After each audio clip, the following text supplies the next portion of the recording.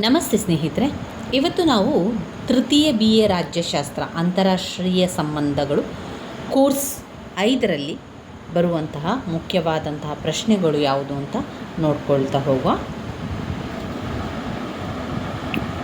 Course 5ರಲ್ಲಿ block 1ರಲ್ಲಿ ಬರುವಂತಹ ಪ್ರಶ್ನೆಗಳು, ಇಲ್ಲಿ ಮುಖ್ಯವಾಗಿರುವಂತಹ ಪ್ರಶ್ನೆಗಳು ಅಂತಾರಾಷ್ಟ್ರೀಯ ಸಂಬಂಧಗಳು, ಅರ್ಥ, ಸ್ವರೂಪ, ವ್ಯಾಪ್ತಿ, ಮಹತ್ವ, ಇದೆಲ್ಲ ಕೂಡ ಅದರಲ್ಲಿ ತುಂಬಾ ಮುಖ್ಯವಾಗಿರುವಂತಹ ಪ್ರಶ್ನೆ. ಅದಾದ ಮೇಲೆ ಘಟಕ 3 ರಾಷ್ಟ್ರೀಯ ಶಕ್ತಿಯ ಅರ್ಥ, ಸ್ವರೂಪ, ಪ್ರಾಮುಖ್ಯತೆ. ರಾಷ್ಟ್ರೀಯ ಶಕ್ತಿಯ ಮೂಲಾಂಶಗಳು, ಅವುಗಳ ಗೋಚರ ಅಂಶಗಳು. ಘಟಕ 4ರಲ್ಲಿ ರಾಷ್ಟ್ರೀಯ ಶಕ್ತಿಯ ಮಿತಿಗಳು. ಘಟಕ 5 ವಿದೇಶಾಂಗ ನೀತಿಯ ಅರ್ಥ, ಸ್ವರೂಪ, ಮಹತ್ವ. ಆಂತರಿಕ ನೀತಿ ಮತ್ತು ವಿದೇಶ ನೀತಿಗಳಿಗಿರುವ ಸಂಬಂಧ. ಆಮೇಲೆ ವಿದೇಶಾಂಗ ನೀತಿ ರೂಪಿಸುವ ವಿವಿಧ ಅಂಶಗಳು, ಏಜೆನ್ಸಿ. ಘಟಕ 6ರಲ್ಲಿ ವಿದೇಶಾಂಗ ನೀತಿಯನ್ನು ನಿರ್ಧರಿಸುವಂಥ ಅಂಶಗಳು.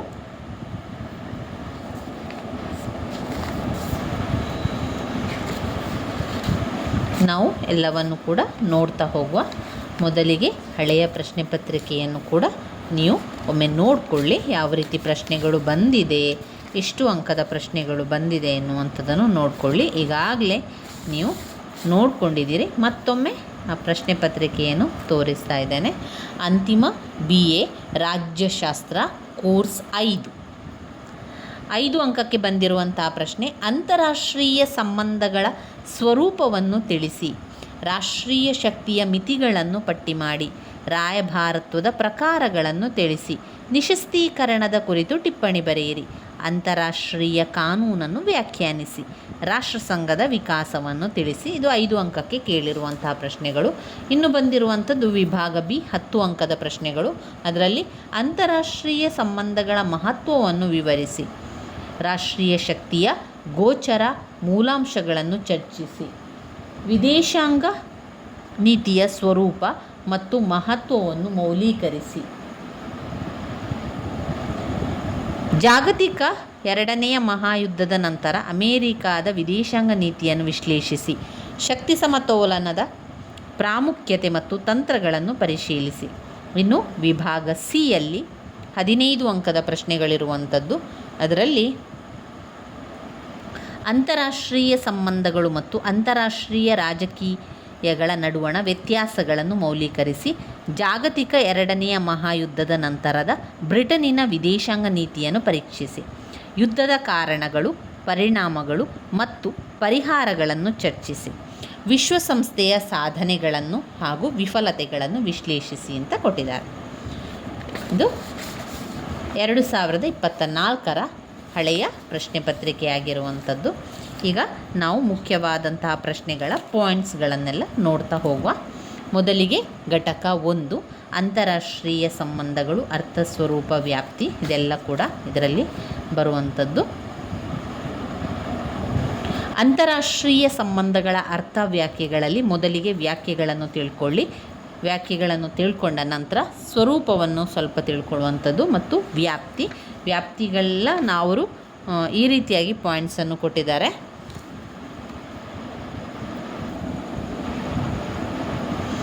ಇನ್ನು ಅಂತಾರಾಷ್ಟ್ರೀಯ ಸಂಬಂಧಗಳ ಪ್ರಾಮುಖ್ಯತೆ ಮತ್ತು ಮಹತ್ವ, ಅದರಲ್ಲಿ ಕೂಡ ಅವರು ಪಾಯಿಂಟ್ಸ್ಗಳನ್ನು ಕೊಟ್ಟಿದ್ದಾರೆ. ಅದರಲ್ಲಿ ಮುಖ್ಯವಾಗಿರುವಂಥ ಸಾಲುಗಳನ್ನು ನಾವು ಪಾಯಿಂಟ್ಸ್ ಆಗಿ ತಗೊಂಡ್ರೂ ಕೂಡ ಸಾಕಾಗ್ತದೆ, ಅದನ್ನು ವಿವರಿಸಿದ್ರೆ ಆಯ್ತು. ಆಮೇಲೆ ಅಂತಾರಾಷ್ಟ್ರೀಯ ಸಂಬಂಧಗಳ ಪ್ರಾಮುಖ್ಯತೆ ಮತ್ತು ಮಹತ್ವದಲ್ಲಿ ರಾಷ್ಟ್ರಗಳು ತಮ್ಮ ಹಿತಾಸಕ್ತಿಗಳನ್ನು ಸಾಧಿಸಿಕೊಳ್ಳಲು ಇತರ ರಾಷ್ಟ್ರದೊಂದಿಗೆ ಸಂಬಂಧವನ್ನು ಹೊಂದಿರುವಂಥದ್ದು, ಸಮಸ್ಯೆಗಳಿಗೆ ಪರಿಹಾರ ಒದಗಿಸಲು ಅಂತಾರಾಷ್ಟ್ರೀಯ ಸಂಬಂಧಗಳ ಅಧ್ಯಯನ ಸಹಕಾರಿ, ಯುದ್ಧವನ್ನು ತಡೆಗಟ್ಟಿ ಶಾಂತಿಯನ್ನು ಸ್ಥಾಪಿಸುತ್ತದೆ, ವಿಶ್ವ ಸಹಕಾರ ಮತ್ತು ಅಭಿವೃದ್ಧಿಯನ್ನು ಸಾಧಿಸುವಂಥದ್ದು, ರಾಷ್ಟ್ರೀಯತೆಯಲ್ಲಿರುವ ಗುಣದೋಷಗಳನ್ನು ತಿಳಿದುಕೊಳ್ಬೋದು, ನಾಗರಿಕರು ತಮ್ಮ ಕರ್ತವ್ಯಗಳನ್ನು ಸರಿಯಾಗಿ ನಿರ್ವಹಿಸಬೇಕಾದರೆ ರಾಷ್ಟ್ರೀಯ ಪ್ರಜ್ಞೆಯೊಂದಿಗೆ ಅಂತಾರಾಷ್ಟ್ರೀಯ ಪ್ರಜ್ಞೆಯನ್ನು ಬೆಳೆಸಿಕೊಳ್ಳುವ ಅವಶ್ಯಕತೆ ಇದೆ. 6 ಸಾಂಪ್ರದಾಯಿಕ ಪರಮಾಧಿಕಾರ ತತ್ವವು ಆಧುನಿಕ ಅಂತಾರಾಷ್ಟ್ರೀಯ ವಾಸ್ತವಿಕತೆಗೆ ಹೊಂದಾಣಿಕೆ ಆಗುವುದಿಲ್ಲ ಎಂಬುದನ್ನು ತಿಳಿದುಕೊಳ್ಬೋದು. ಹಾಗೆ ಜನರು ವಿಜ್ಞಾನ ಮತ್ತು ತಾಂತ್ರಿಕತೆಯ ಸಹಾಯವನ್ನು ಪಡೆದು ತಮ್ಮ ಸಮಸ್ಯೆಗಳನ್ನು ಆಳವಾಗಿ ಅರ್ಥ ಮಾಡಿಕೊಂಡು ಶಾಂತಿಯುತವಾಗಿ ಜೀವಿಸಲು ಅಂತಾರಾಷ್ಟ್ರೀಯ ಸಂಬಂಧಗಳು ಸಹಾಯ ಮಾಡ್ತದೆ. ಇನ್ನು ವ್ಯವಹಾರಗಳನ್ನು ವಿಶ್ವದ ಉತ್ತಮ ಜನರು ಉತ್ತಮ ರೀತಿಯಿಂದ ಅರಿತುಕೊಂಡಷ್ಟು ವಿಶ್ವಕ್ಕೆ ಒಳ್ಳೆಯದಾಗುತ್ತದೆ. ಜಗತ್ತನ್ನು ವಿನಾಶದಿಂದ ರಕ್ಷಿಸಬೇಕಾದರೆ ನಿಶಸ್ತೀಕರಣಕ್ಕಾಗಿ ಮತ್ತು ಅಣ್ವಸ್ತ್ರದಿಂದ ವಿರುದ್ಧ ಜನರಲ್ಲಿ ಜಾಗೃತಿ ಮೂಡಿಸಬೇಕು. ಹಾಗೆ 10 ಅಂತಾರಾಷ್ಟ್ರೀಯ ಸಂಬಂಧಗಳ ಅಧ್ಯಯನವು ವ್ಯಕ್ತಿ ನಿರ್ದಿಷ್ಟ ಸನ್ನಿವೇಶವೊಂದರಲ್ಲಿ ಹೇಗೆ ವರ್ತಿಸುತ್ತಾನೆ, ನಾವು ಯಾವ ವಾತಾವರಣವನ್ನು ಪ್ರೋತ್ಸಾಹಿಸಬೇಕು ಮೊದಲಾದವುಗಳನ್ನು ತಿಳಿದುಕೊಳ್ಳಲು ಸಹಾಯ ಮಾಡುತ್ತದೆ. ಇನ್ನು ಬರುವಂಥದ್ದು ಘಟಕ 2. ಇದರಲ್ಲಿ ಓದಬೇಕಾಗಿರುವಂತಹ ಪ್ರಶ್ನೆ ಅಂತಾರಾಷ್ಟ್ರೀಯ ಸಂಬಂಧಗಳ ಅಧ್ಯಯನದ ವಿಧಾನಗಳು ಅಥವಾ ದೃಷ್ಟಿಕೋನ ಇರುವಂಥದ್ದು. ಅಂತಾರಾಷ್ಟ್ರೀಯ ಸಂಬಂಧಗಳ ಬಗ್ಗೆ ಅಧ್ಯಯನವನ್ನು ನಡೆಸಿರುವ ಪಂಡಿತರು ವಿವಿಧ ವಿಧಾನಗಳು ಅಥವಾ ದೃಷ್ಟಿಕೋನಗಳ ಮೂಲಕ ವಿಷಯವನ್ನು ಅರಿಯಲು ಮತ್ತು ವಿಶ್ಲೇಷಿಸಲು ಪ್ರಯತ್ನಿಸಿದ್ದಾರೆ. ಅದರಲ್ಲಿ 2 ಸಾಂಪ್ರದಾಯಿಕ ದೃಷ್ಟಿಕೋನ, ವೈಜ್ಞಾನಿಕ ದೃಷ್ಟಿಕೋನ. ಸಾಂಪ್ರದಾಯಿಕ ದೃಷ್ಟಿಕೋನ ಮತ್ತು ವೈಜ್ಞಾನಿಕ ದೃಷ್ಟಿಕೋನ. ಸಾಂಪ್ರದಾಯಿಕ ದೃಷ್ಟಿಕೋನದಲ್ಲಿ ಐತಿಹಾಸಿಕ ವಿಧಾನ, ಅಂತಾರಾಷ್ಟ್ರೀಯ ಸಂಸ್ಥೆಯ ವಿಧಾನ, ಅಂತಾರಾಷ್ಟ್ರೀಯ ಕಾನೂನು ವಿಧಾನ. ಐತಿಹಾಸಿಕ ವಿಧಾನ, ಅಂತಾರಾಷ್ಟ್ರೀಯ ಸಂಸ್ಥೆಯ ವಿಧಾನ, ಅಂತಾರಾಷ್ಟ್ರೀಯ ಕಾನೂನು ವಿಧಾನ ಬರ್ತದೆ. ಅದರಲ್ಲಿ 3 ಮುಖ್ಯ ಪಾಯಿಂಟ್ಸ್ಗಳು. ಇನ್ನು ವೈಜ್ಞಾನಿಕ ದೃಷ್ಟಿಕೋನದಲ್ಲಿ 1 ವ್ಯವಸ್ಥೆ ಸಿದ್ಧಾಂತ, ಕ್ರೀಡಾ ಸಿದ್ಧಾಂತ, ತೀರ್ಮಾನ ತೆಗೆದುಕೊಳ್ಳುವ ಸಿದ್ಧಾಂತ, ಶಕ್ತಿ ಅಥವಾ ಅಧಿಕಾರದ ಸಿದ್ಧಾಂತ ಇರುವಂಥದ್ದು. ಇನ್ನು ಬರುವಂಥದ್ದು ಘಟಕ 3. ಘಟಕ 3ರಲ್ಲಿ ರಾಷ್ಟ್ರೀಯ ಶಕ್ತಿಯ ಸ್ವರೂಪ, ಪ್ರಾಮುಖ್ಯತೆ ಅಥವಾ ಮಹತ್ವ, ಗೋಚರದ ಮೂಲಾಂಶಗಳನ್ನು ಓದ್ಕೊಳ್ಬೇಕು. ಮೊದಲಿಗೆ ಅರ್ಥವನ್ನು ಓದ್ಕೊಳ್ಳಿ, ವ್ಯಾಖ್ಯೆಗಳನ್ನು ಓದ್ಕೊಳ್ಳಿ. ಅದ ನಂತರದಲ್ಲಿ ಪ್ರಾಮುಖ್ಯತೆ ಮತ್ತು ಮಹತ್ವ. ಅದರಲ್ಲಿ ಅವರು ಪಾಯಿಂಟ್ಸ್ ಕೊಡಲಿಲ್ಲ, ನಾವು ಪಾಯಿಂಟ್ಸ್ಗಳನ್ನು ಮಾಡಿಕೊಂಡು ಬರಿತಾ ಹೋಗಬೇಕು. ಅದರ ಪಾಯಿಂಟ್ಸ್ಗಳು ಈ ರೀತಿಯಾಗಿದೆ. ರಾಷ್ಟ್ರೀಯ ಶಕ್ತಿಯು ರಾಜ್ಯ ವ್ಯವಸ್ಥೆಯ ಒಂದು ಲಕ್ಷಣ. ರಾಷ್ಟ್ರೀಯ ಶಕ್ತಿಯು ಇಡೀ ರಾಜ್ಯ ವ್ಯವಸ್ಥೆಯನ್ನು ರಕ್ಷಿಸುವ ಪ್ರಬಲ ಹಾಗೂ ಅನಿವಾರ್ಯವಾದ ಸಾಧನವಾಗಿದೆ. 2 ರಾಷ್ಟ್ರೀಯ ಶಕ್ತಿಯು ರಾಜ್ಯದ ಮುಂದುವರಿಕೆಗೆ ಅನಿವಾರ್ಯವಾಗಿದೆ. ರಾಜ್ಯದ ಮುಂದುವರಿಕೆಗೆ ಅನಿವಾರ್ಯವಾಗಿದೆ. 3 ಅಂತಾರಾಷ್ಟ್ರೀಯ ಸಂಬಂಧಗಳನ್ನು ಆಳವಾಗಿ ತಿಳಿದುಕೊಳ್ಳಬಹುದಾಗಿದೆ. 4 ರಾಜಕೀಯ ಚಟುವಟಿಕೆಗಳು ಶಕ್ತಿ. 5 ರಾಷ್ಟ್ರದ ಭದ್ರತೆ ಕಾಪಾಡಲು ಅಗತ್ಯವಾಗಿರುವಂಥದ್ದು. 6 ವಿದೇಶಗಳಲ್ಲಿ ರಾಷ್ಟ್ರೀಯ ಹಿತಾಸಕ್ತಿಗಳನ್ನು ರಕ್ಷಿಸಲು ಅಗತ್ಯವಾಗಿದೆ.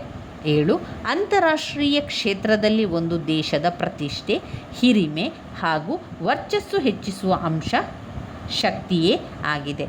8 ಒಂದು ರಾಷ್ಟ್ರದ ವಿದೇಶಾಂಗ ನೀತಿಯ ರಚನೆ ಮತ್ತು ಅದರ ಕಾರ್ಯಾಚರಣೆಯು ಶಕ್ತಿಯನ್ನು ಅವಲಂಬಿಸಿರುತ್ತದೆ. ಒಂದು ರಾಷ್ಟ್ರದ ವಿದೇಶಾಂಗ ನೀತಿಯ ರಚನೆ ಮತ್ತು ಅದರ ಕಾರ್ಯಾಚರಣೆಯು ಶಕ್ತಿಯನ್ನು ಅವಲಂಬಿಸಿರುತ್ತದೆ. 9 ರಾಷ್ಟ್ರೀಯ ಶಕ್ತಿಯು ರಾಷ್ಟ್ರಗಳ ತಮ್ಮ ಭೌಗೋಳಿಕ, ಸಾಮಾಜಿಕ, ಆರ್ಥಿಕ, ರಾಜಕೀಯ, ಸಾಂಸ್ಕೃತಿಕ ಮೊದಲಾದ ಹಿತಾಸಕ್ತಿಗಳನ್ನು ಹಾಗೂ ರಾಷ್ಟ್ರದ ಸೌಹಾರ್ದ ಭಾವನೆಗಳನ್ನು ಕಾಪಾಡುವ ಬಲವಾಗಿದೆ. 10 ಒಂದು ರಾಷ್ಟ್ರದ ರಾಷ್ಟ್ರೀಯ ಶಕ್ತಿ ಸೈನಿಕ ಶಕ್ತಿಯನ್ನಲ್ಲದೆ ರಾಷ್ಟ್ರಗಳು ಬಳಸುವ ಎಲ್ಲ ರೀತಿಯ ಶಕ್ತಿಯನ್ನೊಳಗೊಂಡಿರುತ್ತದೆ. 11 ರಾಷ್ಟ್ರದ ಶಕ್ತಿ ಸಾಮರ್ಥ್ಯಕ್ಕೆ ಅನುಗುಣವಾಗಿ ಒಂದು ರಾಷ್ಟ್ರ ರಾಯಭಾರತ್ವದ ಧ್ಯೇಯೋದ್ದೇಶಗಳನ್ನು ನಿರ್ಧರಿಸಲಾಗುವುದು. ಇನ್ನು ಬರುವಂಥದ್ದು ರಾಷ್ಟ್ರೀಯ ಶಕ್ತಿಯ ಮೂಲಾಂಶ. ರಾಷ್ಟ್ರೀಯ ಶಕ್ತಿಯ ಮೂಲಾಂಶಗಳಲ್ಲಿ ನಾವು ಗೋಚರ ಅಥವಾ ಸ್ಥಿರ ಮೂಲಾಂಶ, ಅಗೋಚರ ಅಥವಾ ಅಸ್ಥಿರ ಮೂಲಾಂಶವನ್ನು ಕಾಣಬಹುದು. ಮೊದಲನೆಯದಾಗಿ ಗೋಚರ ಅಥವಾ ಸ್ಥಿರ ಮೂಲಾಂಶ. ಗೋಚರ ಅಥವಾ ಸ್ಥಿರ ಮೂಲಾಂಶಗಳಲ್ಲಿ 4 ಪಾಯಿಂಟ್ಸ್ಗಳು. ಭೌಗೋಳಿಕ ಅಂಶ, ಜನಸಂಖ್ಯೆ, ನೈಸರ್ಗಿಕ ಸಂಪನ್ಮೂಲಗಳು, ತಾಂತ್ರಿಕ ಜ್ಞಾನ. ಭೌಗೋಳಿಕ ಅಂಶ, ಜನಸಂಖ್ಯೆ, ನೈಸರ್ಗಿಕ ಸಂಪನ್ಮೂಲಗಳು ಹಾಗೆ ತಾಂತ್ರಿಕ ಜ್ಞಾನ. ಭೌಗೋಳಿಕ ಅಂಶಗಳಲ್ಲಿ 1 ವಾಯುಗುಣ, 2 ಭೂಪ್ರದೇಶ, 3 ಭೌಗೋಳಿಕ ನೆಲೆ, 4 ಭೂಪ್ರದೇಶದ ಗಾತ್ರ. 2ನೇ ಪಾಯಿಂಟ್ ಜನಸಂಖ್ಯೆ. 3ನೇ ಪಾಯಿಂಟ್ ನೈಸರ್ಗಿಕ ಸಂಪನ್ಮೂಲಗಳು. ನೈಸರ್ಗಿಕ ಸಂಪನ್ಮೂಲಗಳು ಎನ್ನುವಂಥದ್ದು ಅರಣ್ಯ ಸಂಪತ್ತು, ಫಲವತ್ತಾದ ಭೂಮಿ, ನದಿ, ಸರೋವರ, ವಿದ್ಯುತ್ ಶಕ್ತಿ. ಆಮೇಲೆ ತಾಂತ್ರಿಕ ಜ್ಞಾನ. ತಾಂತ್ರಿಕ ಜ್ಞಾನ ಎನ್ನುವಂಥದ್ದು ಮಿಲಿಟರಿ ಶಕ್ತಿ, ಕೈಗಾರಿಕೆ ಮತ್ತು ಕೃಷಿ ಉತ್ಪನ್ನಗಳಾಗಿದೆ. ಇನ್ನು ಘಟಕ 4 ರಾಷ್ಟ್ರೀಯ ಶಕ್ತಿಯ ಅಗೋಚರ ಮೂಲಾಂಶಗಳು. ಹಾಗೆ ಇದರಲ್ಲಿ ರಾಷ್ಟ್ರೀಯ ಶಕ್ತಿಯ ಇತಿಮಿತಿಗಳು ಕೂಡ ನೋಡ್ಕೊಳ್ಬೇಕು. ರಾಷ್ಟ್ರೀಯ ಶಕ್ತಿಯ ಮೂಲಾಂಶಗಳಲ್ಲಿ ಗೋಚರ ಅಥವಾ ಸ್ಥಿರ ಮೂಲಾಂಶ, ಅಗೋಚರ ಅಥವಾ ಸ್ಥಿರ ಮೂಲಾಂಶ. ಗೋಚರ ಅಥವಾ ಸ್ಥಿರ ಮೂಲಾಂಶದಲ್ಲಿ ಸೈದ್ಧಾಂತಿಕ ವಿಚಾರಗಳು, ನಾಯಕತ್ವ, ರಾಷ್ಟ್ರೀಯ ಕಾರ್ಯ ಚೈತನ್ಯ. ರಾಷ್ಟ್ರೀಯ ಶಕ್ತಿಯ ಇತಿಮಿತಿಗಳು ಅಂತಾರಾಷ್ಟ್ರೀಯ ನೈತಿಕತೆ, ಅಂತಾರಾಷ್ಟ್ರೀಯ ಕಾನೂನು, ಜಾಗತಿಕ ಅಭಿಪ್ರಾಯ, ಶಕ್ತಿ ಸಮತೋಲನ.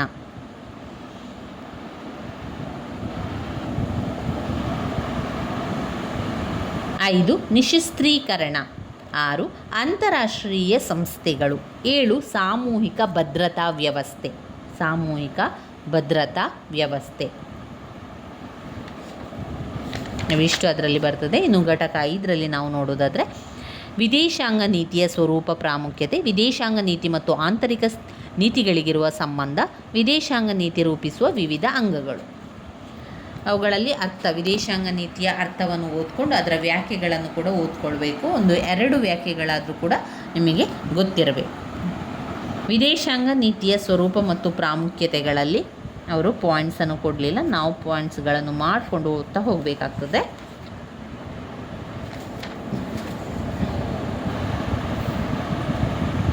ರಾಜಕೀಯ ಪಕ್ಷಗಳು, ಒತ್ತಡ ಗುಂಪುಗಳು, ಸಾರ್ವಜನಿಕ ಅಭಿಪ್ರಾಯ, ರಾಜಕೀಯ ಸಂಸ್ಕೃತಿ, ನೆರೆಹೊರೆಯ ರಾಜ್ಯಗಳು, ಅಂತಾರಾಷ್ಟ್ರೀಯ ಸಂಸ್ಥೆ, ಪ್ರಾದೇಶಿಕ ಸಂಸ್ಥೆ ಇತ್ಯಾದಿ ಬಾಹ್ಯ ಅಂಶಗಳು. ಆಂತರಿಕ ಅಂಶಗಳು ರಾಜಕೀಯ ಪಕ್ಷಗಳು, ಒತ್ತಡ ಗುಂಪು, ಸಾರ್ವಜನಿಕ ಅಭಿಪ್ರಾಯ, ರಾಜಕೀಯ ಸಂಸ್ಕೃತಿ, ಅದು ಆಂತರಿಕ ಅಂಶಗಳು. ಇನ್ನು ಬಾಹ್ಯ ಅಂಶಗಳು ಅಂತ ಬಂದಾಗ ನೆರೆಹೊರೆಯ ರಾಜ್ಯಗಳು, ಅಂತಾರಾಷ್ಟ್ರೀಯ ಸಂಸ್ಥೆಗಳು, ಪ್ರಾದೇಶಿಕ ಸಂಸ್ಥೆಗಳಾಗಿರುವಂಥದ್ದು. ಇನ್ನು ವಿದೇಶಾಂಗ ನೀತಿ ಮತ್ತು ಆಂತರಿಕ ನೀತಿಗಳಿಗಿರುವ ಸಂಬಂಧವನ್ನು ಓದ್ಕೊಳ್ಬೇಕು.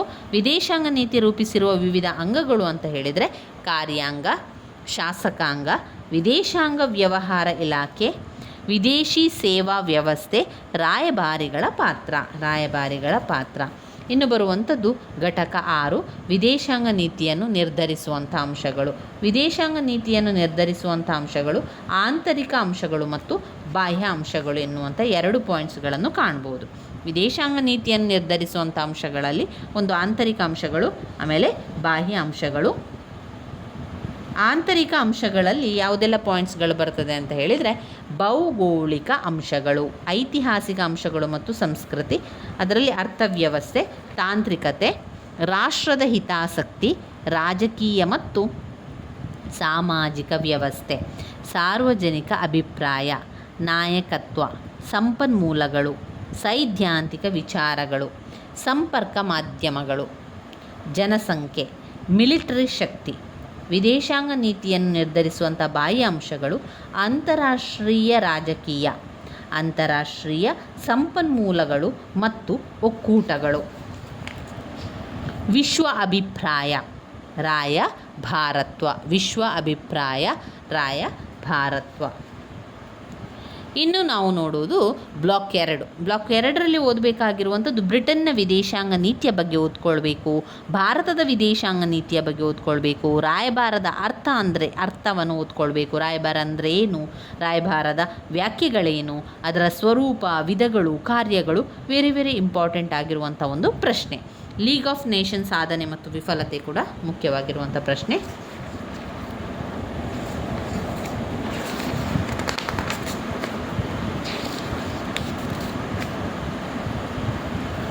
ಬ್ರಿಟನ್ನ ವಿದೇಶಾಂಗ ನೀತಿ, ಅದರಲ್ಲಿ ಅವರು ಪಾಯಿಂಟ್ಸ್ ಅಂತ ಕೊಡಲಿಲ್ಲ, ನಾವೇ ಪಾಯಿಂಟ್ಸನ್ನು ಮಾಡಿಕೊಂಡು ಬರಿತಾ ಹೋಗಬೇಕು. ಹೇಗೆ ಪಾಯಿಂಟ್ಸನ್ನು ಮಾಡಿಕೊಳ್ಳುವಂಥದ್ದು, ಒಮ್ಮೆ ಎಲ್ಲವನ್ನು ಕೂಡ ಓದ್ತಾ ಹೋಗಬೇಕಾದ್ರೆ ನಿಮಗೆ ಈ ಒಂದು ಸಾಲು ಇಂಪಾರ್ಟೆಂಟ್ ಇದೆ, ಮುಖ್ಯವಾಗಿ ನಿಮಗೆ ಕಂಡ್ರೆ ಅಲ್ಲೇ ಗುರುತನ್ನು ಹಾಕ್ಕೊಳ್ಳಿ, ಅಂದರೆ ಅಂಡರ್ಲೈನನ್ನು ಹಾಕ್ಕೊಳ್ಳಿ. ಈಗ ದ್ವಿತೀಯ ಮಹಾಯುದ್ಧದಲ್ಲಿ ಜಯಗಳಿಸಿದರೂ ಕೂಡ ತನ್ನ ಅಗ್ರಸ್ಥಾನವನ್ನು ಕಳೆದುಕೊಂಡು 3ನೇ ವರ್ಗದ ರಾಷ್ಟ್ರವಾಗಬೇಕಾಯಿತು. ಆಮೇಲೆ ಇದನ್ನು ಸೂರ್ಯನು ಮುಳುಗದ ಸಾಮ್ರಾಜ್ಯ ಅಂದರೆ ಕತ್ತಲೆ ಆಗೋದಿಲ್ಲ, ಬ್ರಿಟನ್ನಲ್ಲಿ ಕತ್ತಲೆ ಆಗದಂತಹ ಸಾಮ್ರಾಜ್ಯ ಅಂತ ಕರೀತಾ ಇದ್ರು. ಸೂರ್ಯನು ಮುಳುಗದ ಸಾಮ್ರಾಜ್ಯವನ್ನೇನಂತ ಹೇಳ್ತಾ ಇದ್ರು, ಬ್ರಿಟನ್. ಸೂರ್ಯನು ಮುಳುಗದ ಸಾಮ್ರಾಜ್ಯವನ್ನು ಬ್ರಿಟನ್ ಅಂತ ಕರೀತಾ ಇದ್ರು. ಯುದ್ಧದ ನಂತರ ಸಾಲದ ರೂಪದಲ್ಲಿ ಒಂದು ಹೊರ ದೇಶಗಳ ಸಹಾಯದ ಅಗತ್ಯವಿದ್ದ ಬ್ರಿಟನ್ನಿಗೆ ಅದು ಅಮೇರಿಕಾದ ಮಾರ್ಷಲ್ ಯೋಜನೆಯ ಮೂಲಕ ದೊರೆಯುತ್ತದೆ. ಯುದ್ಧದ ಪರಿಣಾಮವಾಗಿ 1945ರ ನಂತರ ಬ್ರಿಟಿಷ್ ವಿದೇಶಾಂಗ ನೀತಿಯ ಮೂಲ ಸ್ವರೂಪವೇ ಬದಲಾಯಿತು. ಸಮಸ್ಯೆಗಳ ಬಗ್ಗೆ ವಾಸ್ತವಿಕ ನೀತಿಯನ್ನು ಅನುಸರಿಸಿತು. ತನ್ನ ಬಹುತೇಕ ವಸಾಹತುಗಳಿಗೆ ಸ್ವಾತಂತ್ರ್ಯ ನೀಡಿತು. ಆಫ್ರಿಕಾ ಹಾಗೂ ಏಷ್ಯಾದ ಬಹುತೇಕ ರಾಷ್ಟ್ರಗಳು ಬ್ರಿಟನ್ನ ನೇತೃತ್ವದ ಕಾಮನ್ವೆಲ್ತ್ ಒಕ್ಕೂಟದಲ್ಲಿ ಸೇರಿಕೊಳ್ಳಲು ಒಪ್ಪಿಕೊಂಡವು. ಇನ್ನು ಯುರೋಪಿನ ವ್ಯವಹಾರಗಳಲ್ಲಿ ಆಸಕ್ತಿ ವಹಿಸದೆ ತನ್ನ ಸ್ಥಾನಮಾನದ ರಕ್ಷಣೆಗೆ ಹಾಗೂ ತನ್ನ ಹಿತಾಸಕ್ತಿಯನ್ನು ಕಾಪಾಡಿಕೊಳ್ಳುವಲ್ಲಿ ಗಮನ ಹರಿಸಿತು. ಪಶ್ಚಿಮ ಯುರೋಪಿನ ರಕ್ಷಣೆಯ ಬಗ್ಗೆ ಅಮೇರಿಕಾದಿಂದ ಭರವಸೆಗಳು ಪಡೆಯಲು ಬ್ರಿಟನ್ ಆಸಕ್ತಿ ವಹಿಸಿತು. ನ್ಯಾಟೋ ಸೇನಾಕೂಟದ ಮೂಲಕ ಬ್ರಿಟನ್ನಿಗೆ ಈ ಭರವಸೆ ದೊರೆಯಿತು. ಆರ್ಥಿಕ ಕ್ಷೇತ್ರಗಳಲ್ಲಿ ಸಾಮಾನ್ಯ ಮಾರುಕಟ್ಟೆ ಯೋಜನೆಗೆ ಬ್ರಿಟನ್ ಮೊದಲು ಒಪ್ಪಲಿಲ್ಲ. ಬ್ರಿಟನ್ ಸೇರಿದಂತೆ ಯುರೋಪಿನ 7 ರಾಷ್ಟ್ರಗಳು ಒಳಗೊಂಡಂತಹ ಯುರೋಪಿನ ಮುಕ್ತ ವ್ಯವಹಾರ ಸಂಘವನ್ನು ಇಂಗ್ಲೆಂಡ್ ಯುರೋಪಿನ ಸಾಮಾನ್ಯ ಮಾರುಕಟ್ಟೆಗೆ ವಿಸ್ತಾರವಾಗಿ ಬೆಳೆಯಿತು. ಆನಂತರ ಈ ಆರ್ಥಿಕ ವ್ಯವಸ್ಥೆಯನ್ನು ಸುಭದ್ರಗೊಳಿಸುವ ಆಸೆಯ ಪರಿಣಾಮವಾಗಿ 1961ರಲ್ಲಿ ಬ್ರಿಟನ್ ಪುನರಾಲೋಚಿಸಿ ಯುರೋಪಿನ ಸಾಮಾನ್ಯ ಮಾರುಕಟ್ಟೆಯ ಸದಸ್ಯತ್ವಕ್ಕಾಗಿ ಅರ್ಜಿ ಸಲ್ಲಿಸಲು ನಿರ್ಧರಿಸಿತು. ಈ ನಿರ್ಧಾರವು ಬ್ರಿಟನ್ನ ವಿದೇಶಾಂಗ ನೀತಿಯ ದಿಕ್ಕನ್ನೇ ಬದಲಾಯಿಸಿತು. ಆಮೇಲೆ 1973ರಲ್ಲಿ ಈ ಸಂಸ್ಥೆಯ ಸದಸ್ಯತ್ವವನ್ನು ಬ್ರಿಟನ್ ಪಡೆಯುತ್ತದೆ. ನಂತರ ಏನಾಯಿತು? ಅದರ ವಿದೇಶಾಂಗ ನೀತಿ ಹೊಸ ತಿರುವನ್ನು ಪಡೆದು ಹೀಗೆ ಬ್ರಿಟನ್ ಕೇವಲ ತನ್ನ ಆರ್ಥಿಕ ಸ್ಥಿತಿಗತಿಗಳನ್ನು ಗಮನದಲ್ಲಿಟ್ಟುಕೊಂಡು ತನ್ನ ವಿದೇಶಾಂಗ ನೀತಿಯನ್ನು ರೂಪಿಸಿಕೊಂಡಿದೆ.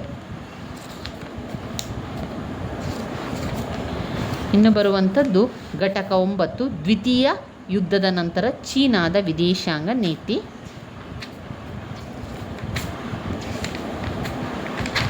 ಅದರಲ್ಲಿ ಮುಖ್ಯವಾದ ಪ್ರಶ್ನೆ ಇಲ್ಲ. ಘಟಕ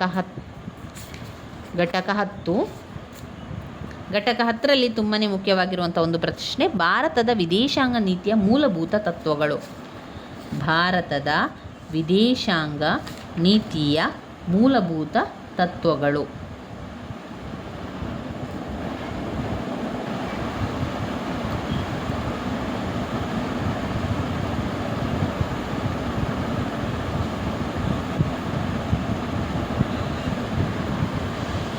ಯಾವುದಿದೆ ಮೂಲಭೂತ ತತ್ವಗಳು? ಒಟ್ಟು 9 ಪಾಯಿಂಟ್ಸ್ಗಳಿದೆ, ಹೇಳ್ತಾ ಹೋಗುವ. ಯಾವುದು? ಭಾರತದ ವಿದೇಶಾಂಗ ನೀತಿಯ ಮೂಲಭೂತ ತತ್ವಗಳು. 1 ಅಲಿಪ್ತ ನೀತಿ. 2 ಸಾಮ್ರಾಜ್ಯಶಾಹಿ ಮತ್ತು ವಸಾಹತು ನೀತಿಗೆ ವಿರೋಧ. ಸಾಮ್ರಾಜ್ಯಶಾಹಿ ಮತ್ತು ವಸಾಹತು ನೀತಿಗೆ ವಿರೋಧ. 3 ವರ್ಣಭೇದ ನೀತಿಗೆ ವಿರೋಧ.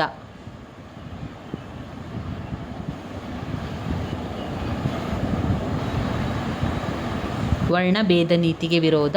ಪಂಚಶೀಲ ಶಾಂತಿಯುತ ಸಹಬಾಳ್ವೆ. ಅಂತಾರಾಷ್ಟ್ರೀಯ ಶಾಂತಿ ಮತ್ತು ಭದ್ರತೆಯನ್ನು ಕಾಪಾಡುವುದು. ಶಾಂತಿ ಮತ್ತು ಭದ್ರತೆಯನ್ನು ಕಾಪಾಡುವುದು. ಕಾಮನ್ವೆಲ್ತ್ನೊಡನೆ ಸಂಬಂಧ. ವಿಶ್ವಸಂಸ್ಥೆಯಲ್ಲಿ ವಿಶ್ವಾಸ ಹಾಗೂ ಗೌರವ. ಏಷ್ಯಾದ ಬಗ್ಗೆ ವಿಶೇಷ ಒಲವು. ಇನ್ನು ಬರುವಂಥದ್ದು ಘಟಕ 11. ಘಟಕ 11ರಲ್ಲಿ ಓದಬೇಕಾಗಿರುವಂಥ ಪ್ರಶ್ನೆ, ರಾಯಭಾರದ ಅರ್ಥ, ರಾಯಭಾರದ ವ್ಯಾಖ್ಯೆಗಳು ಹಾಗೂ ಸ್ವರೂಪ ಆಗಿರುವಂಥದ್ದು. ರಾಯಭಾರಿಯ ಕಾರ್ಯಗಳು ಕೂಡ ನೋಡ್ಕೊಳ್ಳಿ. ಮೊದಲಿಗೆ ರಾಯಭಾರ ಅಂದರೆ ಏನು ಎನ್ನುವಂಥ ಅರ್ಥವನ್ನು, ವ್ಯಾಖ್ಯೆಗಳನ್ನು ಓದ್ಕೊಂಡ ನಂತರ ರಾಯಭಾರತ್ವದ ವಿಧಗಳನ್ನು ನೋಡುವ. ಪಾಪ್ ಕೀಪರ್ ಮತ್ತು ವಾರಿಯರ್. ರಹಸ್ಯ ಅಥವಾ ಹಳೆಯ ರಾಯಭಾರತ್ವ. ಬಹಿರಂಗ ಅಥವಾ ಮುಕ್ತ ರಾಯಭಾರತ್ವ. ದ್ವಿಪಕ್ಷೀಯ ಅಥವಾ ಬಹುಪಕ್ಷೀಯ ರಾಯಭಾರತ್ವ. ದ್ವಿಪಕ್ಷೀಯ ಮತ್ತು ಬಹುಶಕ್ತಿಯ ರಾಯಭಾರತ್ವ. ಪ್ರಜಾಸತ್ತಾತ್ಮಕ ರಾಯಭಾರತ್ವ. ವೈಯಕ್ತಿಕ ರಾಯಭಾರತ್ವ. ರಾಯಭಾರಿಯ ಕಾರ್ಯಗಳೇನು? ರಾಯಭಾರಿಯವರು ಏನು ಮಾಡ್ತಾರೆ? ಸಂಧಾನ ಕಾರ್ಯ, ಪ್ರತಿನಿಧಿ ಸಭೆ, ವರದಿ ಮಾಡುವುದು, ಹಿತಾಸಕ್ತಿಗಳ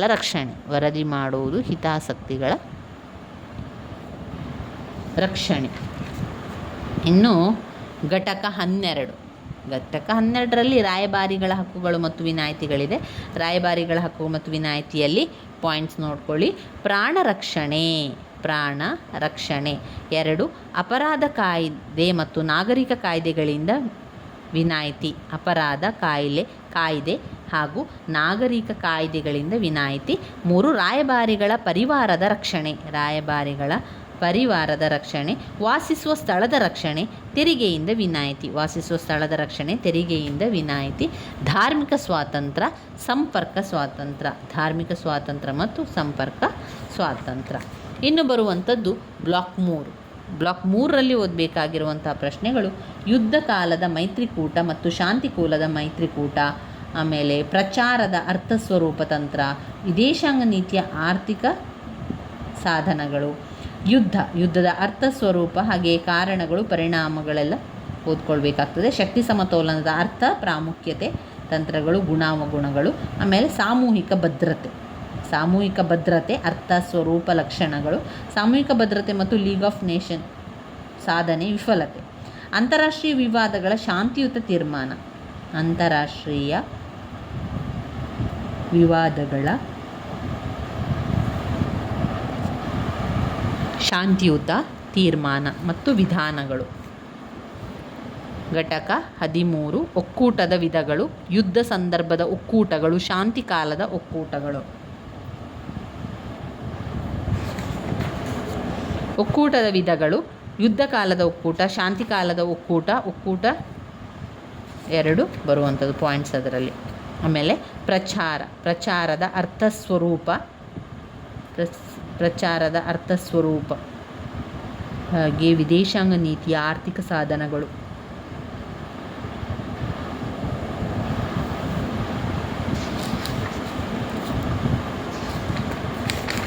ಪ್ರಚಾರದ ಅರ್ಥ ಮತ್ತು ಸ್ವಭಾವವನ್ನು ನೋಡಿಕೊಳ್ಬೇಕು. ಪ್ರಚಾರದ ವಿಧಗಳಲ್ಲಿ ವಿಷಯ ಮಂಡನ ವಿಧಾನ, ಗಮನ ಸೆಳೆಯುವ ತಂತ್ರಗಳು, ಪ್ರತಿಕ್ರಿಯೆ ಪಡೆಯುವ ವಿಧಾನ, ಸಮ್ಮತಿ ಪಡೆಯುವ ವಿಧಾನ. ಇನ್ನು ಪ್ರಚಾರದ ಸಾಧನಗಳು ರೇಡಿಯೋ ಮತ್ತು ಟೆಲಿವಿಷನ್, ಪ್ರದರ್ಶನ, ಸಾಂಸ್ಕೃತಿಕ ಕ್ಷೇತ್ರಗಳಲ್ಲಿ ವಿನಿಮಯ, ಸ್ನೇಹಯುತ ರಾಷ್ಟ್ರಗಳನ್ನು ಮೆಚ್ಚಿಸುವುದು, ತಟಸ್ಥ ರಾಷ್ಟ್ರಗಳ ಓಲೈಕೆ, ಸತ್ಯಾಂಶ ಮತ್ತು ಸುಳ್ಳು. ಇವಿಷ್ಟು ಇಂಪಾರ್ಟೆಂಟ್. ಇನ್ನು ವಿದೇಶಾಂಗ ನೀತಿಯ ಆರ್ಥಿಕ ಸಾಧನೆಗಳ ಅರ್ಥ ಮತ್ತು ಸ್ವರೂಪವನ್ನು ಓದ್ಕೊಳ್ಬೇಕು. ಅದರ ಆರ್ಥಿಕ ಸಾಧನೆಗಳು ಈ ರೀತಿಯಾಗಿದೆ. ಆಮದು ಮತ್ತು ರಫ್ತು ಸುಂಕ, ರಾಶಿ ಹಾಕುವುದು, ಪ್ರಮಾಣ ಮಿತಿ, ಪರವಾನಗಿಗಳು, ರಾಜ್ಯ ವ್ಯಾಪಾರ, ಸಾಮಗ್ರಿ ಸಂಗ್ರಹ, ಬಹಿಷ್ಕಾರ, ಪೂರ್ವಭಾವಿ ಖರೀದಿ, ಅಪಮೌಲ್ಯ, ರಫ್ತು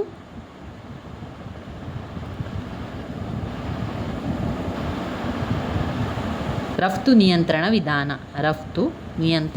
ವಿಧಾನ ಬರುತ್ತದೆ. ಅದಕ್ಕೆ ಪಾಯಿಂಟ್ಸ್ಗಳು. ಇನ್ನು ಬರುವಂಥದ್ದು ಯುದ್ಧದ ಬಗೆಗಳು, ಯುದ್ಧದ ಕಾರಣಗಳು, ಯುದ್ಧದ ಪರಿಣಾಮಗಳು. ಮೊದಲಿಗೆ ಯುದ್ಧದ ಅರ್ಥವನ್ನು ಮತ್ತು ವ್ಯಾಖ್ಯೆಗಳನ್ನು ತಿಳ್ಕೊಳ್ಳಿ. ಅದಾದ ನಂತರ ನಾವು ಯುದ್ಧದ ಬಗೆಗಳನ್ನು ನೋಡುವ. ಯಾವ ರೀತಿಯ ಯುದ್ಧಗಳೆಲ್ಲ ಇದೆ? ಸಂಪೂರ್ಣ ಯುದ್ಧ,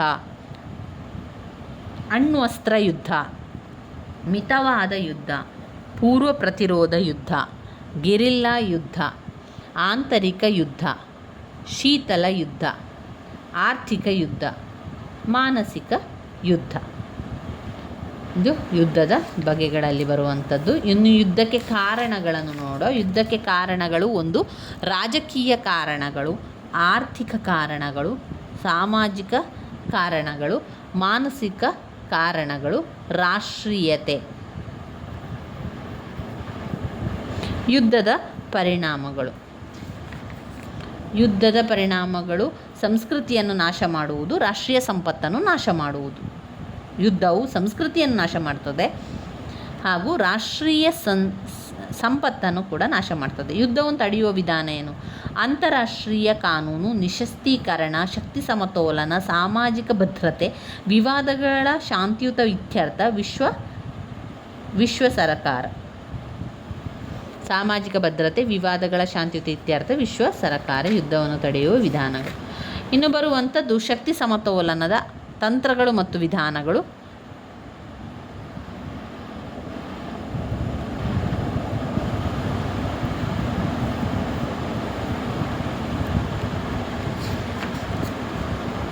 ಅರ್ಥ ಮತ್ತು ವ್ಯಾಖ್ಯೆಗಳನ್ನು ಓದ್ಕೊಳ್ಳಿ. ಶಕ್ತಿ ಸಮತೋಲನ ತತ್ವವು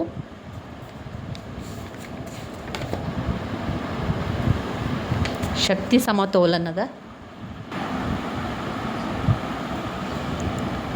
ಶಕ್ತಿ ಸಮತೋಲನದ ತಂತ್ರಗಳು ಅಥವಾ ವಿಧಾನಗಳಲ್ಲಿ ಒಂದು ಒಕ್ಕೂಟ ಮತ್ತು ಪ್ರತಿ ಒಕ್ಕೂಟ ರಚನೆ, ಪರಿಹಾರಗಳು, ಒಡೆದು ಆಳುವ ನೀತಿ, ಹಸ್ತಕ್ಷೇಪ ಮತ್ತು ಯುದ್ಧ, ಶಸ್ತ್ರೀಕರಣ ಮತ್ತು ನಿಶಸ್ತ್ರೀಕರಣ, ತಡೆ ರಾಷ್ಟ್ರಗಳ ಸೃಷ್ಟಿ.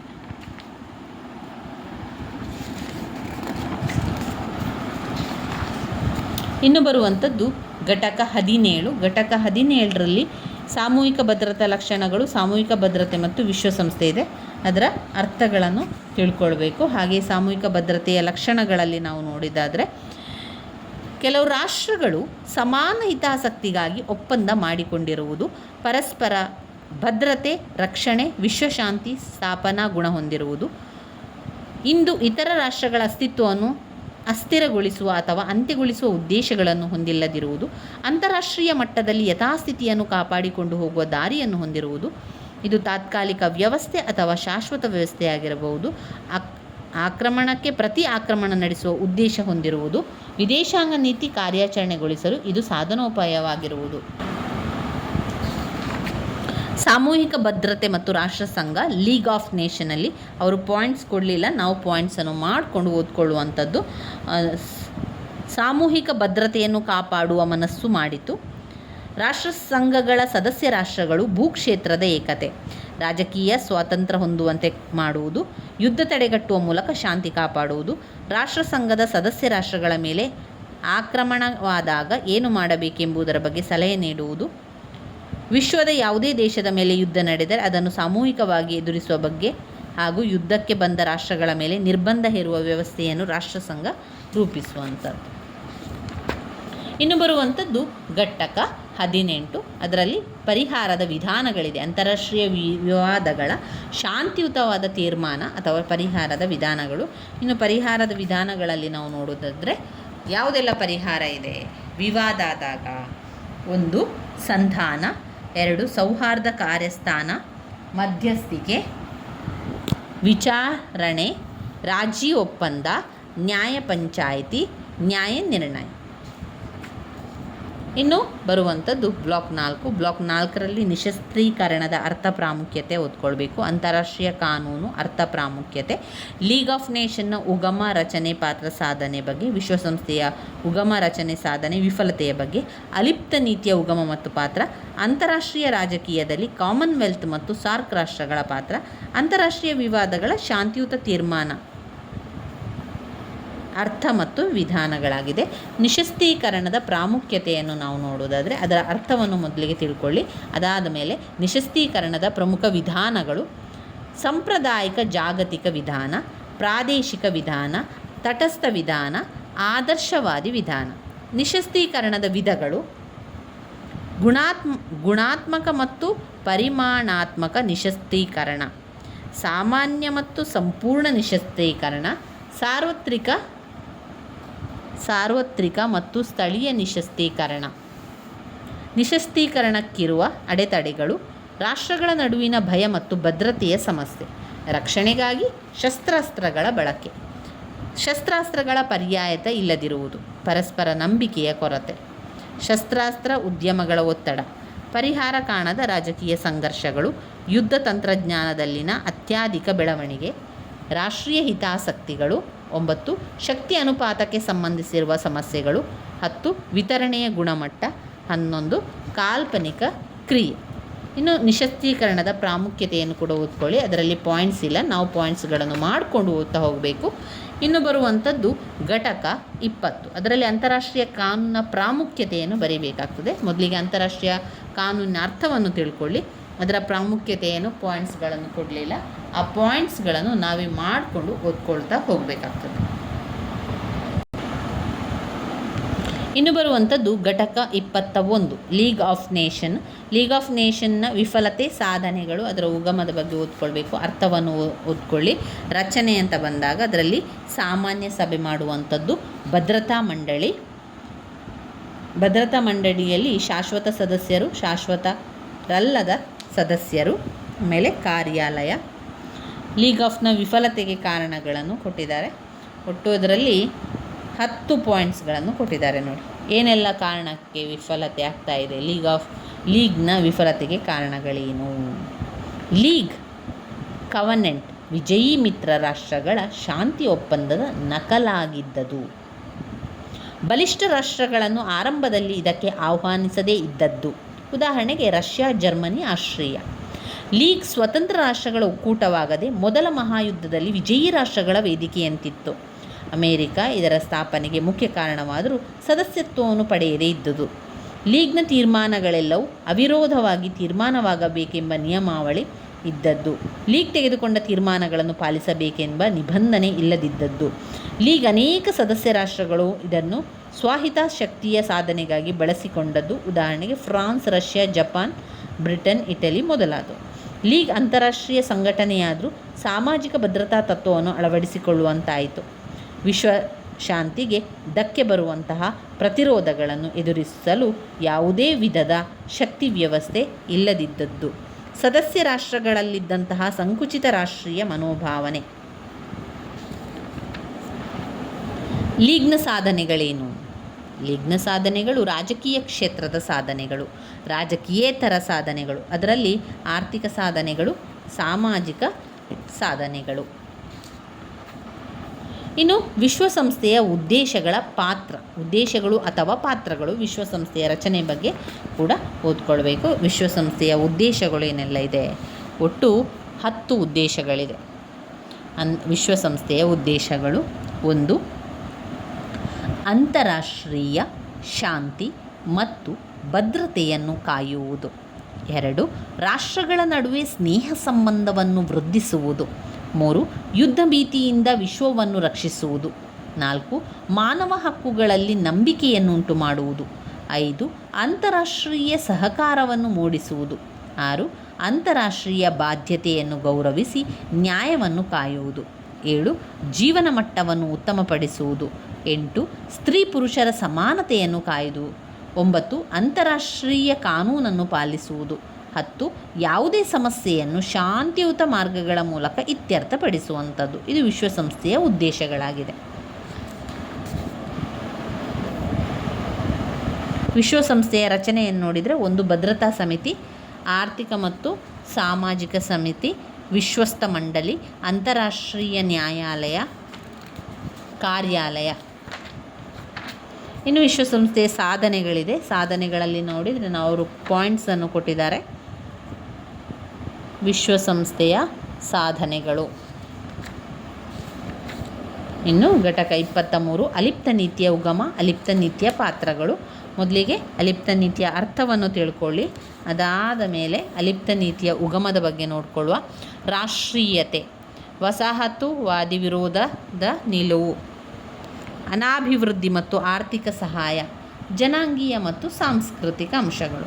ಅಲಿಪ್ತ ನೀತಿಯ ಪಾತ್ರ: ಜಾಗತಿಕ ಶಾಂತಿ ಕಾಯ್ದುಕೊಳ್ಳುವಿಕೆ, ಸ್ವಾತಂತ್ರ್ಯ ಕಾಯ್ದುಕೊಳ್ಳುವಿಕೆ, ಆರ್ಥಿಕ ಸಹಾಯ ಮತ್ತು ಅಭಿವೃದ್ಧಿ, ಬಲಿಷ್ಠ ರಾಷ್ಟ್ರಗಳ ಮಹತ್ವಾಕಾಂಕ್ಷೆಗೆ ತಡೆ, ಶೀತಲ ಸಮರದ ತೀವ್ರತೆಯಲ್ಲಿ ಇಳಿಕೆ, ವಿಶ್ವಸಂಸ್ಥೆಗೆ ಬೆಂಬಲ, ಸ್ವತಂತ್ರವಾಗಿ ನಿರ್ಣಯವನ್ನು ತೆಗೆದುಕೊಳ್ಳುವಿಕೆ. ಅಲಿಪ್ತ ನೀತಿಯು ಶಸ್ತ್ರಾಸ್ತ್ರ ಸ್ಪರ್ಧೆಯನ್ನು ಕಡಿತಗೊಳಿಸಿದೆ. ಅಲಿಪ್ತ ನೀತಿಯು ಶಸ್ತ್ರಾಸ್ತ್ರ ಸ್ಪರ್ಧೆಯನ್ನು ಕಡಿತಗೊಳಿಸಿದೆ.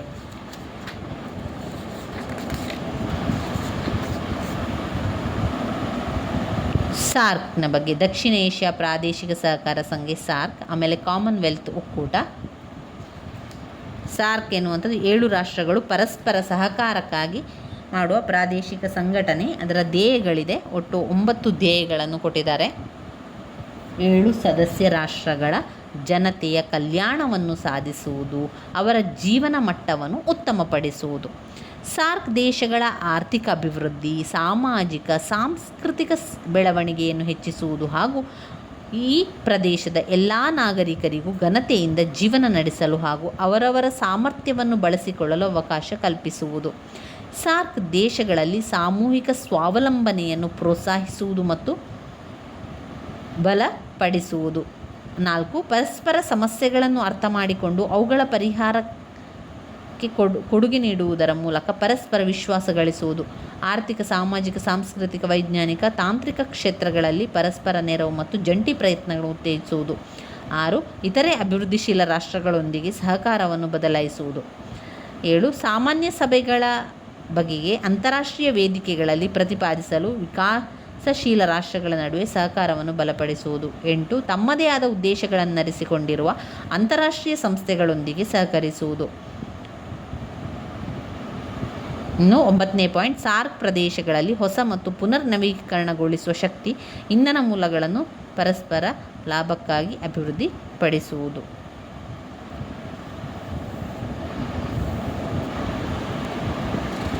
ಇನ್ನು ಸಾರ್ಕಿನ ಕಾರ್ಯಚಟುವಟಿಕೆಗಳೆಲ್ಲ ಇದೆ ನೋಡಿ, ಪಾತ್ರಗಳೆಲ್ಲ. ಆಮೇಲೆ ಕಾಮನ್ವೆಲ್ತ್ ಒಕ್ಕೂಟ, ಕಾಮನ್ವೆಲ್ತ್ ಒಕ್ಕೂಟದ ಧ್ಯೇಯಗಳೆಲ್ಲ ಇದೆ. ಹಾಗೆ ಕಾಮನ್ವೆಲ್ತ್ ರಾಷ್ಟ್ರಗಳ ಮುಖ್ಯ ಗುರಿ ಮತ್ತು ಉದ್ದೇಶಗಳು ಕೂಡ ಇದೆ. ಕಾಮನ್ವೆಲ್ತ್ ರಾಷ್ಟ್ರಗಳ ಒಕ್ಕೂಟದ ಧ್ಯೇಯಗಳನ್ನು ನೋಡಿದರೆ, ಪ್ರಜಾಪ್ರಭುತ್ವ ಹಾಗೂ ಮಾನವ ಹಕ್ಕುಗಳ ರಕ್ಷಣೆ, ಸದಸ್ಯ ರಾಷ್ಟ್ರಗಳ ಕಲ್ಯಾಣ ಹಾಗೂ ಆರ್ಥಿಕ ಅಭಿವೃದ್ಧಿ, ವಿಶ್ವಸಂಸ್ಥೆಗೆ ಬೆಂಬಲ, ಮೈತ್ರಿ ಸ್ವಾತಂತ್ರ್ಯಕ್ಕೆ ಮಾನ್ಯತೆ, ವರ್ಣ ಮತಧರ್ಮ ರಾಜಕೀಯ ನಂಬಿಕೆ ಇದರ ಆಧಾರದ ಮೇಲೆ ಭೇದ ಭಾವವನ್ನೆರೆಸದೆ ಎಲ್ಲರಿಗೂ ಸಮಾನತೆಯನ್ನು ಒದಗಿಸುವುದು, ಮುಕ್ತಿ ರಾಯಭಾರವನ್ನು ಬೆಂಬಲಿಸಬೇಕು, ಸಾಮ್ರಾಜ್ಯವಾದ ಮತ್ತು ವರ್ಣಭೇದವನ್ನು ಪ್ರತಿಭಟಿಸುವುದು, ಆರ್ಥಿಕ ಸಾಮಾಜಿಕ ಭೌತಿಕ ಸಾಂಸ್ಕೃತಿಕ ಹಿರಿಮೆಗಾಗಿ ಶ್ರಮಿಸುವುದು, ಯುದ್ಧದ ಕಾರಣಗಳನ್ನು ನಿವಾರಿಸುವುದು, ವರ್ಣದ್ವೇಷ ಶೋಷಣೆ ಮತ್ತು ಅನ್ಯಾಯವನ್ನು ವಿರೋಧಿಸುವುದು. ಕಾಮನ್ವೆಲ್ತ್ ರಾಷ್ಟ್ರಗಳ ಮುಖ್ಯ ಗುರಿ ಮತ್ತು ಉದ್ದೇಶಗಳು ಪ್ರಜಾಪ್ರಭುತ್ವವನ್ನು ಕಾಪಾಡುವುದು, ಸಂರಕ್ಷಣೆಯನ್ನು ಒದಗಿಸುವುದು, ಆರ್ಥಿಕ ಅಭಿವೃದ್ಧಿಯನ್ನು ಸಾಧಿಸುವುದು.